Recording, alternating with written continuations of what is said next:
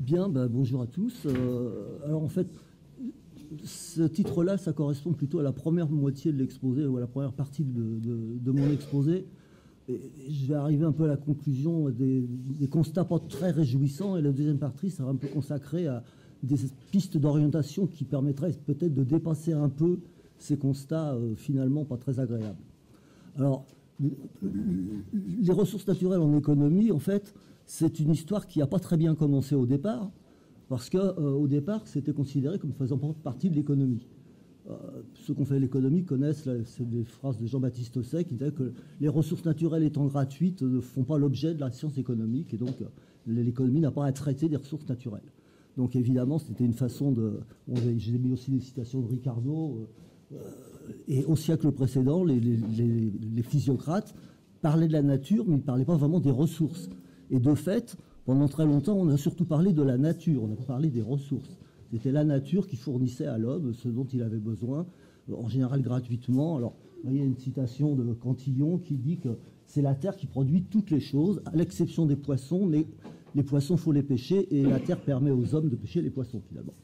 Donc ça, c'est la position de l'économie, il y a 300 ans, 200 ans, sur l'aspect ressources. Alors, en réalité, le ressource naturelle, c'est un concept assez ambigu, parce qu'il y a deux termes. Il y a ressources. Donc ressources, ça fait a priori référence à quelque chose d'utile pour quelqu'un, pour une tierce.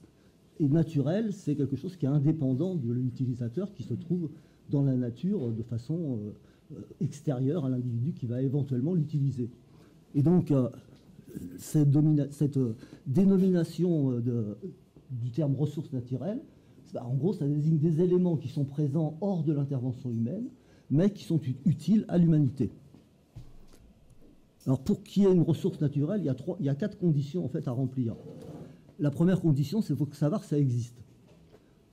L'exemple que je donne très souvent, c'est Marie Curie.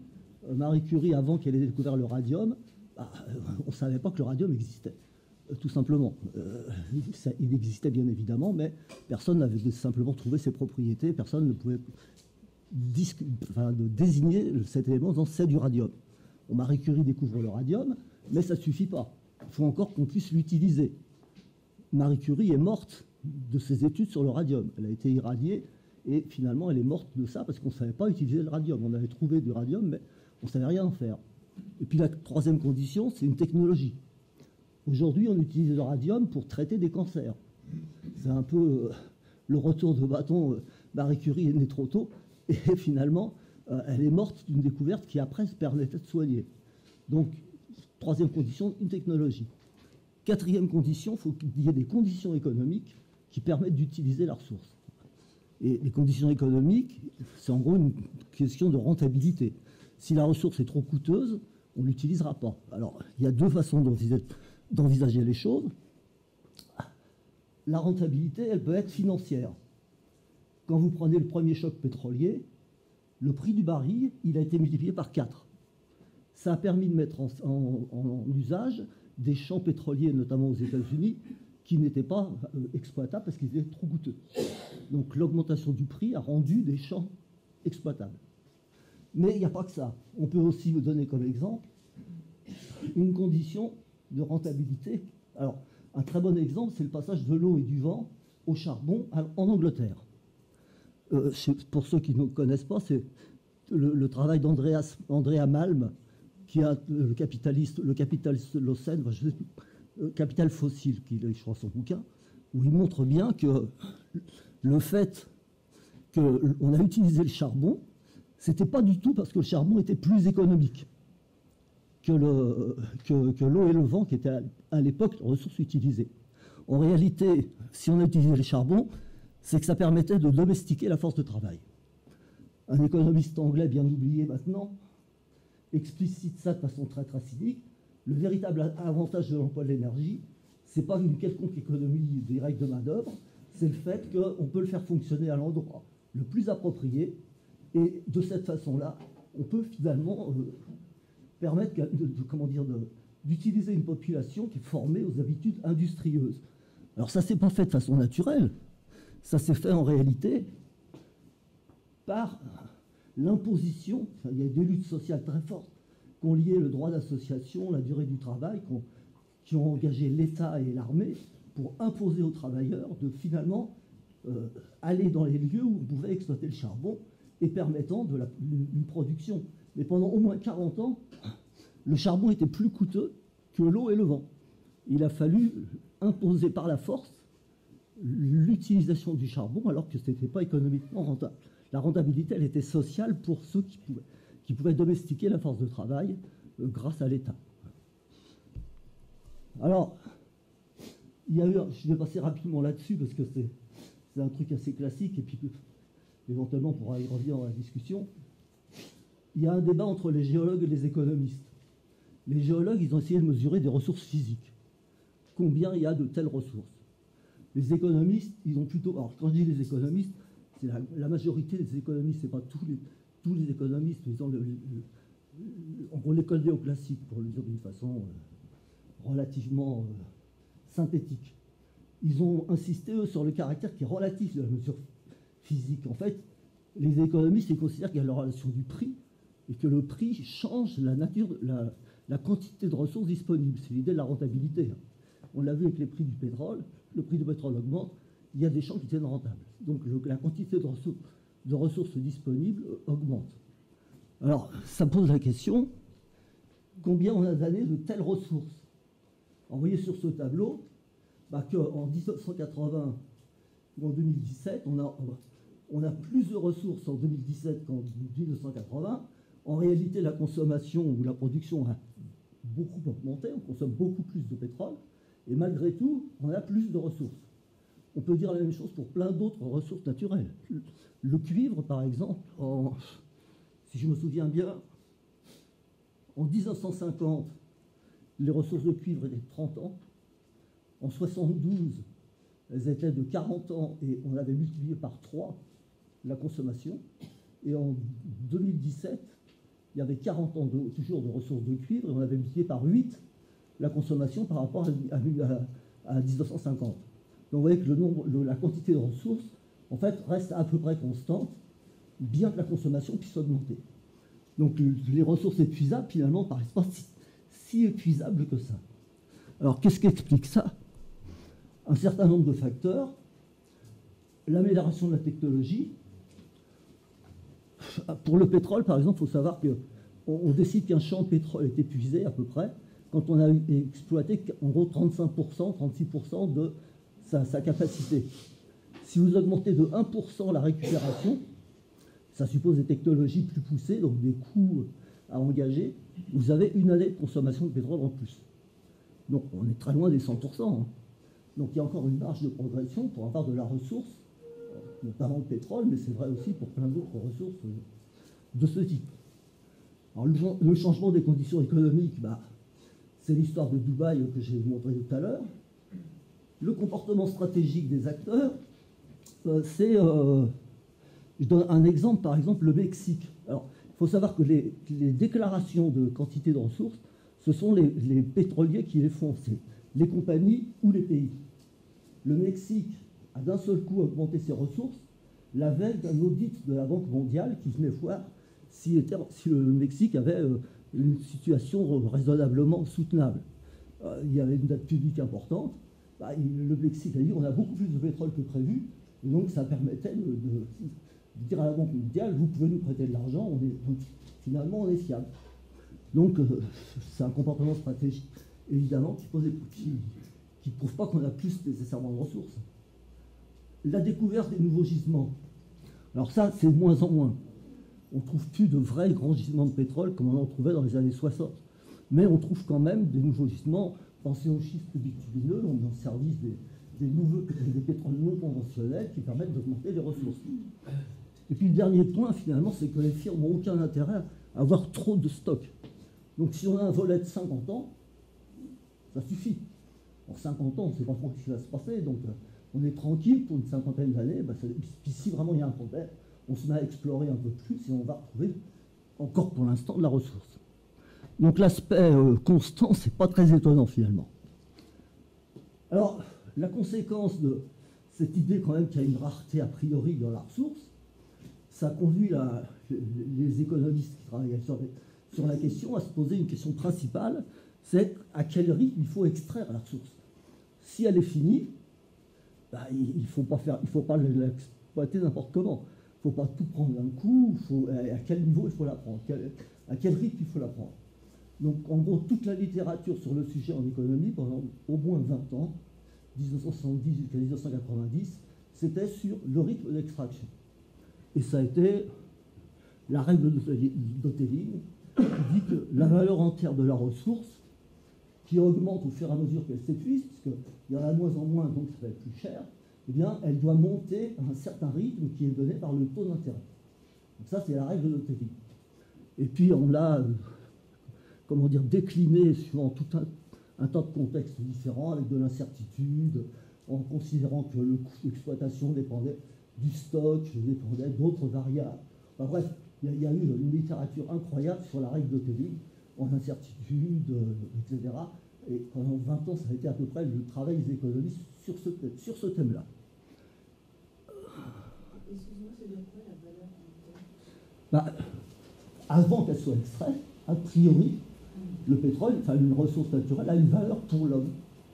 Et pour évaluer cette valeur, bah, c'est un prix de marché qui va apparaître. Et quand on extrait le pétrole, on compare, est-ce que ça vaut le coup d'extraire le pétrole ou l'argent que tu mets pour extraire le pétrole, tu le places sur un marché financier et tu récupères l'intérêt que tu en tires. À l'équilibre, il faut que les deux soient valables. Soit tu gardes la valeur en terre, mais si tu la gardes, il faut qu'elle ait une valeur. Soit l'argent que tu prendrais pour l'extraire, tu le places sur un marché financier et ça te rapporte le taux d'intérêt. Donc si ça te rapporte plus sur le marché financier, tu n'extrais pas. Si ça te rapporte moins sur le marché financier, tu extrais. Et ça donne la valeur d'une tonne de pétrole. C'est la valeur d'une tonne non extraite. Alors, la deuxième caractérisation des ressources, c'est les ressources renouvelables. Donc les ressources renouvelables, c'est des ressources qui ont une capacité naturelle de régénération. Alors, poissons, la forêt, les sols, l'eau, etc. Et là, la question principale, c'est de définir des règles qui fassent qu'elles continuent à être renouvelables. Si on extrait trop, si on pêche trop de poissons, on va épuiser la ressource, ils n'auront pas le temps de se reproduire, il n'y aura plus de poissons au bout d'un moment. Donc la littérature là-dessus, ça a été comment on fait pour trouver un niveau de pression sur la ressource qui soit optimal et qui permette que la ressource se régénère et donc finalement soit inépuisable. Donc ça, c'est toute la littérature pendant 20 ans. Alors finalement, les ressources naturelles, c'est des moyens de formation de l'humanité, à travers des rapports sociaux qui constituent cette humanité. Et s'il n'y avait pas d'humanité, il n'y aurait pas de ressources. Nos ressources, il est lié finalement à son utilisation par l'homme. S'il n'y avait personne sur la Terre, il n'y aurait que des ressources naturelles, il n'y aurait que la nature, il n'y aurait pas la notion de ressources est inhérente à l'humanité. Et alors, le dernier point, en retour, l'utilisation des ressources va transformer les conditions dans lesquelles l'humanité se forme. Prenez l'exemple du portable. Le portable s'est saturé de ressources naturelles et ça a modifié les comportements humains en très peu de temps à une vitesse incroyable. Regardez comment les liens sociaux ont changé de par l'utilisation du portable. Dans un bon sens, pendant le confinement, ça a été une arme pour essayer justement de continuer à faire des échanges sociaux, mais en dehors du confinement, dans la vie normale, le portable a plutôt tendance à isoler les gens les uns les autres, et donc ça transforme vraiment, y compris les personnalités. Il y a énormément de gens qui changent de personnalité de par leur utilisation addictive du portable, par exemple. Donc, les ressources naturelles qui permettent le portable conduisent à un instrument qui, a priori, est utile à l'homme, mais qui modifie les conditions dans lesquelles il devient un homme. Ou une femme, évidemment. Alors, après les années 90, en fait, on est passé à une toute autre problématique. Le problème, c'est plus du tout le rythme d'extraction. Le problème, c'est les dégâts que ça entraîne. Et donc, c'est des nouvelles questions qui apparaissent. C'est là qu'on a la durabilité, des questions sur la façon dont la Terre se transforme au fur et à mesure qu'on continue à extraire ses ressources, le changement climatique, etc. Pour les ressources épuisables, ce n'est pas un problème en réalité de rareté, c'est un problème de poubelle trop pleine. on envoie des cochonneries dans l'atmosphère, et les poubelles saturent et on ne peut pas épurer suffisamment vite. C'est pareil pour les fleuves, c'est pareil pour les océans. Pensez aux océans plastiques qu'il y a, continents plastiques qu'il y a dans le Pacifique ou dans l'océan Indien, qui sont des dépotoirs terribles de cochonneries. Donc c'est un problème de plein d'auto-épuration. Et puis pour les ressources renouvelables, le problème c'est de faire qu'elles restent. Or, là aussi, on fait une pression telle sur les ressources renouvelables qu'on les épuise et qu'en fait, elles ne sont pas renouvelables. En gros, ça fait maintenant très longtemps que sur Terre, l'homme a tué tous les grands mammifères. Et ça fait déjà depuis le néolithique, pratiquement. Il n'y a plus de très grands mammifères. Les seuls qui étaient préservés, c'était dans les océans. Aujourd'hui, on a une technologie telle que, y compris les grandes espèces mammifères dans l'océan, sont en train d'être détruites. Donc, l'homme a une action extrêmement prédatrice sur l'ensemble de la chaîne du vivant. Et donc, c'est un des problèmes qui est posé par le développement de l'humanité sur la Terre et donc des pressions qu'elle donne sur les ressources qu'elle transforme. Alors, à côté de ça, il y a des risques qui sont bien connus maintenant, dont le fait que le changement ne soit pas linéaire, ça risque de faire passer des seuils d'irréversibilité. On a listé quelques-uns, mais il n'y a pas que cela.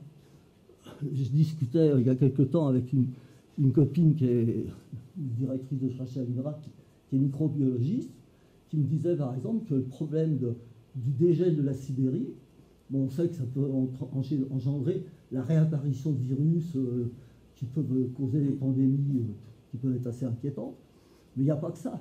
C'est qu'il y a tout un tas de micro-organismes qui sont vivants. S'ils sont libérés par milliards, ces bêtes-là, comme c'est vivant, ça dégage du CO2. Oui, il y a du méthane, mais aussi du CO2. Ils ont des respirations. Et donc, ça va entraîner une augmentation qui peut être très importante. Il commence, paraît-il, moi, je n'ai pas vu ces travaux, il commence à y avoir des travaux qui essaient de quantifier le type d'augmentation que ça peut introduire s'il y a un dégel très important du perlégisol en Sibérie, par exemple. Alors, bon, dernier slide par rapport à ça. Vous connaissez les 9 limites planétaires, et on voit sur les 9 limites, il y en a déjà 4 qui ont été franchies en 2015, 2 qui viennent d'être franchies en 2022. Les 3 autres, bon, pour l'acidification des océans, c'est pas non plus terrible. Bref, on est dans une situation où le constat qu'on peut faire sur l'état de la planète n'est pas extrêmement réjouissant. Alors face à ça, j'ai pas des solutions évidemment, et j'ai pas un programme à vous proposer ou une espèce de stratégie qui va permettre que tout ça d'un seul coup va devenir formidable. Donc je vais juste proposer peut-être des orientations d'action. Je vais discuter de certaines orientations d'action qui sont en cours, et je vais essayer de vous dire ce que je pense de ces orientations. Alors la première, c'est la question de la consommation.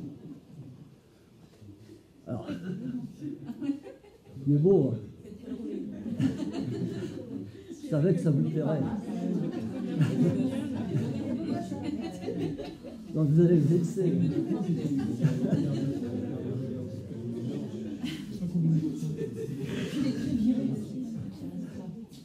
Alors la question de la consommation, elle prend la forme aujourd'hui, de façon très importante, d'un débat sous la forme de la sobriété. Et la sobriété, est-ce que c'est le remplacement de la cravate par le col roulé? Bon, c'est un peu comme ça que c'est présenté. Et donc c'est cette stratégie-là que je voudrais un petit peu discuter d'abord. Alors, si on parle de la consommation, je pense qu'il faut repenser la question de la consommation. Parler de consommation, c'est parler de plus en plus de pouvoir d'achat, de maintenir un certain seuil de consommation, et ça pose la question de qu'est-ce qu'on entend par le pouvoir d'achat. Alors le pouvoir d'achat, quand on interroge les gens de manière générale, de façon assez spontanée, c'est de maintenir un niveau de vie qu'ils ont obtenu, et en gros, c'est pour l'essentiel un pouvoir d'acheter des biens sur le marché. C'est un achat de biens privés. baisser le pouvoir d'achat, c'est avoir moins d'argent pour s'acheter des biens privés. Mais évidemment, il n'y a pas que ça. Dans la vie, il n'y a pas que des biens privés, il y a aussi des biens publics. Ce sont l'enseignement, la santé, la justice, la mobilité, enfin bon, etc. etc. Bon.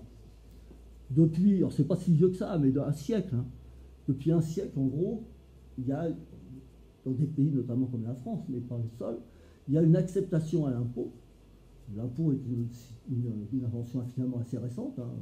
En France, c'est 1924 qu'on a inventé le taux marginal sur l'imposition, avec des réticences très très fortes des commerçants, des paysans, des journaux conservateurs qui ont fait des campagnes contre l'instauration de l'impôt sur le revenu. Mais bon, il s'est mis en place. Aujourd'hui, il est quand même assez largement accepté. Donc il y a finalement un arbitrage qui se fait. Les gens acceptent de payer les impôts parce qu'ils savent que ça va leur fournir des biens publics qu'ils jugent absolument indispensables. Alors, en même temps, aujourd'hui, on sait bien qu'il y a aussi une tendance à rogner sur la qualité des biens publics. Pendant la pandémie, avec les fermetures de lits à l'hôpital, on a vu que ce n'était pas un combat gagné d'avance. La crise, entre guillemets, de vocation des enseignants est aussi un exemple, d'une certaine façon, de cette baisse de qualité des biens publics due au fait qu'on ne dépense pas assez d'argent dans l'enseignement. Donc bref, il y a une contestation qui se fait là-dessus, mais c'est un débat public. Tout le monde en parle. La majorité des gens, pas seulement les soignants ou les enseignants, sont d'accord pour qu'il y ait davantage un statut dans l'éducation qui permette d'avoir une meilleure éducation, d'avoir une meilleure santé. Donc il y a un vrai débat et on peut discuter de ces choses-là. Donc l'arbitrage est connu de tout le monde et il fait l'objet de débats. Mais il n'y a pas que ça. Il y a un autre arbitrage qui en réalité n'est pas connu, pas explicité comme un arbitrage. C'est le fait qu'à côté des biens publics, il y a des nouveaux biens qui sont apparus, qui sont les biens communs. Le climat, un exemple type, mais la biodiversité et bien d'autres, sont des biens communs.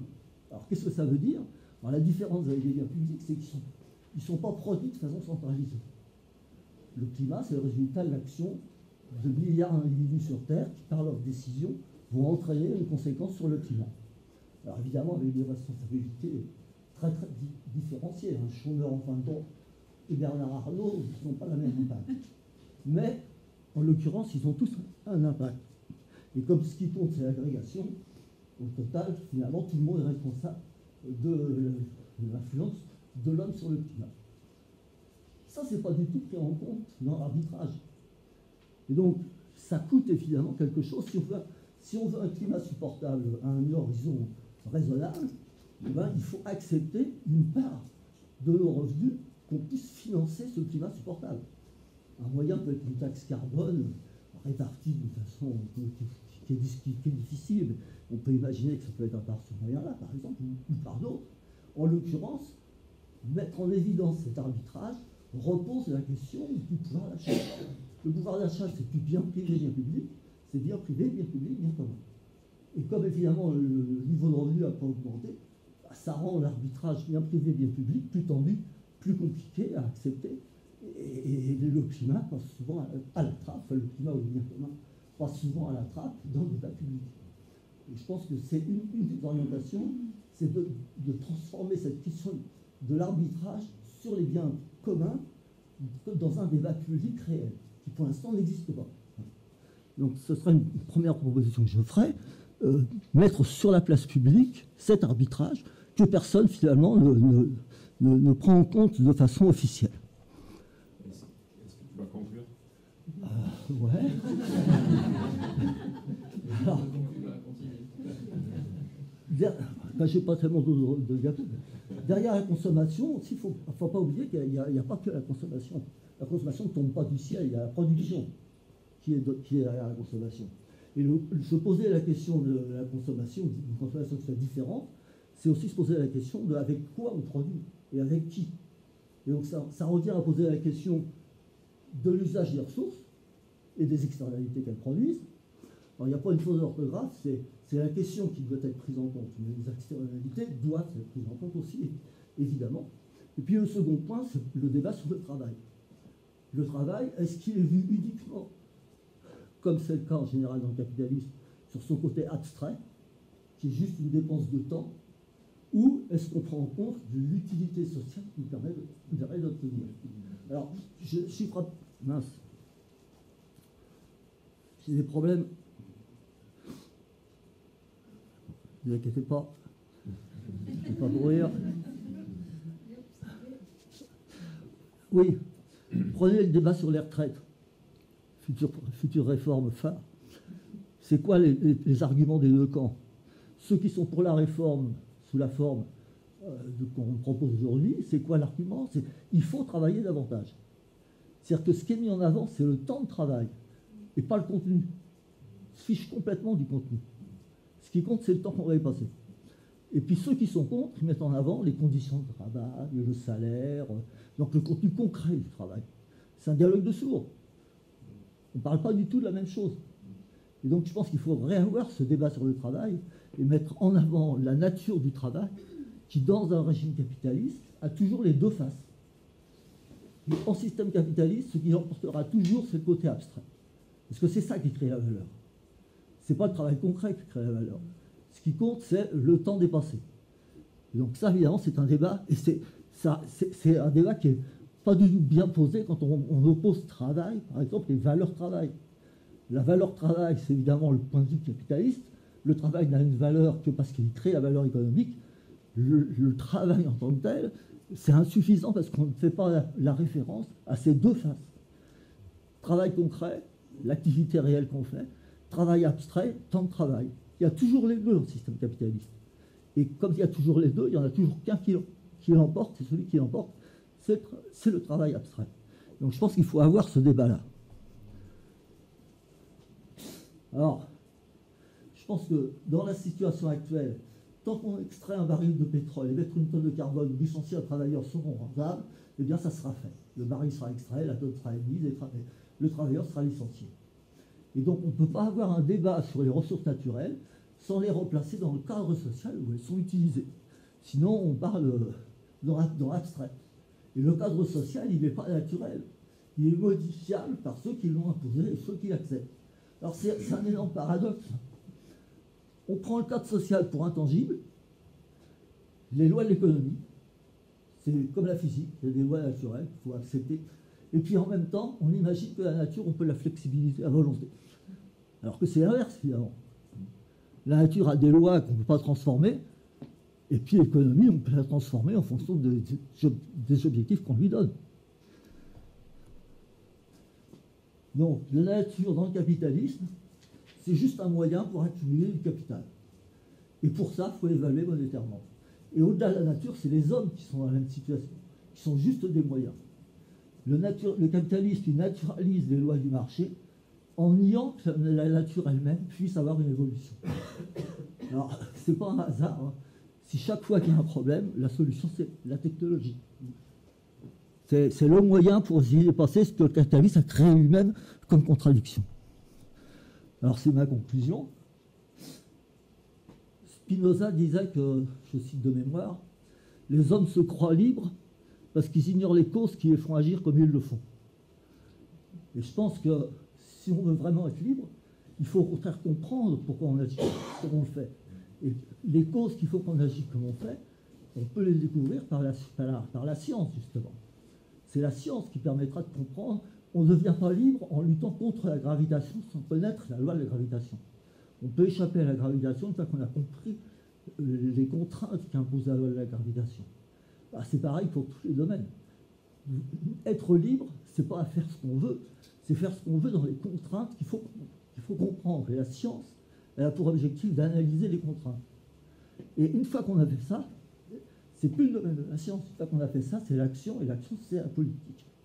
Et donc on a besoin d'abord de politique si on veut résoudre des problèmes concrets devant lesquels on est. Voilà. Merci beaucoup.